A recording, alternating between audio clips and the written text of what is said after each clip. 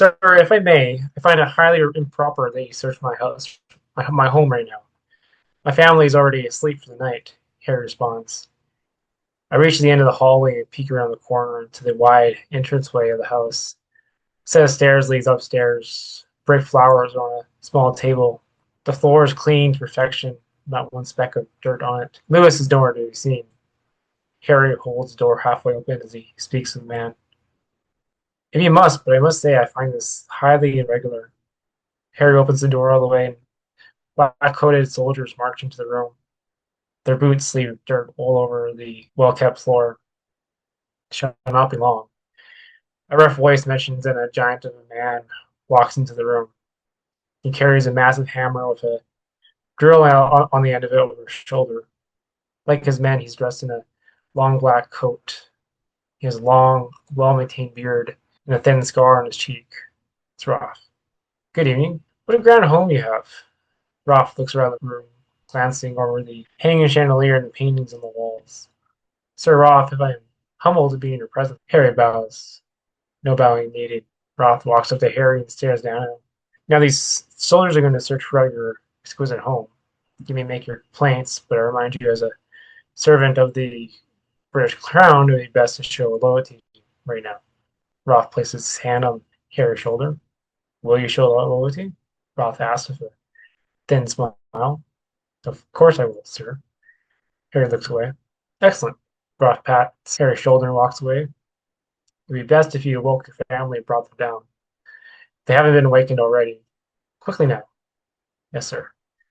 Harry immediately heads up the stairs. What are you standing around for? Search. Roth orders his men, and black-coated soldiers roam into other rooms. Fear rises in my gut, and I sneak away from my place. I need to find Harry and stay away from these soldiers. I sneak down the hallway as I listen to the sounds of soldiers moving around and searching in drawers and wardrobes.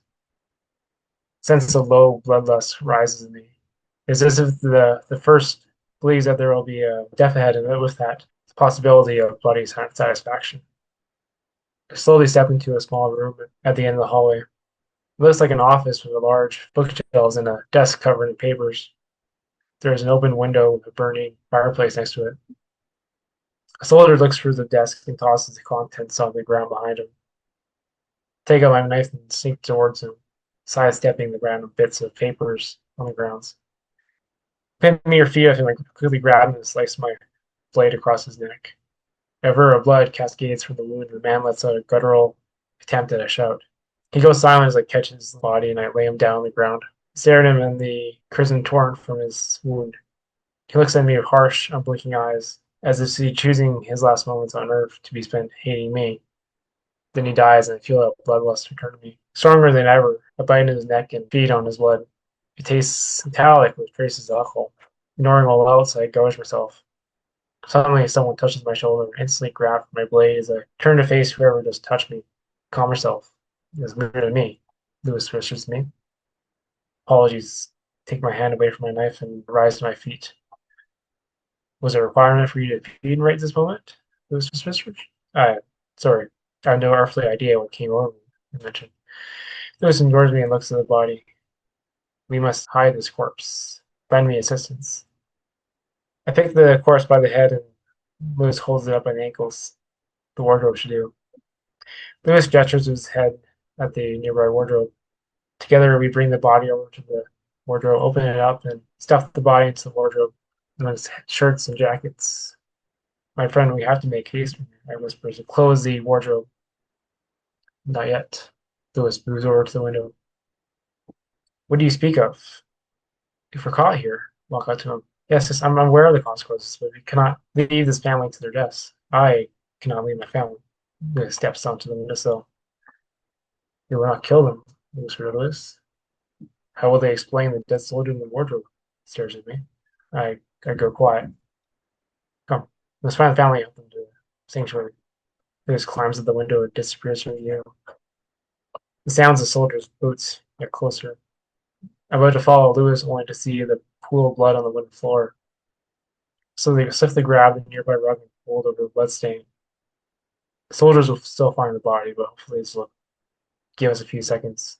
Tell myself as I immediately follow Lewis. Exiting the window, I found him a few feet above me, scaling the side of the home. I quickly join him, and together we move up to the second floor windows. Doesn't say anything to me. He moves with ease and fluidity, as if he knows where to go. It's not long before I reach a window near the back of the house. Light filters out of it, and I can hear a muffled argument. Lewis arrives at the window first and chances one look inside. This is it, he whispers to me as he softly knocks on the glass. Immediately it opens and a woman looks out. She's dressed in silk, sleeping robes, and her red hair is down. Getting women orders, and two of us enter the large bedroom. A massive, unmade bed is in the middle of the room. Cabinets filled with possibly clothes line one wall of the room. Harry is standing there with two children. Both of them are in sleeping robes. One is a girl with hair like her mother. The other is a boy who's slightly taller than his sister. They both look frightened and scared and hold each other for comfort. Catherine, all we must do is meet them. I'm pouring my hat after all. And we must hurry. We must be growing impatient, Harry tells his wife, and he looks at us. We should have already made haste from here. Catherine presses her hands against her wrinkled forehead. Harry, you know that it's not true. Don't you recall what happened to Eric and his wife? Gone overnight. She passes hand over us. And don't tell them to leave. They might be our only hope this night. Soldiers rummage through the rooms nearby. 3 knocks can be heard on the door. Is your family prepared? Soldier asks.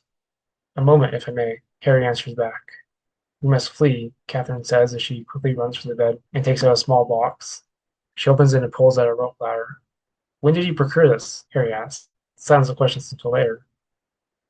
Catherine brings a ladder to the window and drapes it down the house. She ties it to nails that are bolted beneath the window. Come, children. Let us flee. Catherine picks up the girl and brings her to the ladder. Don't be scared, child. We have protection.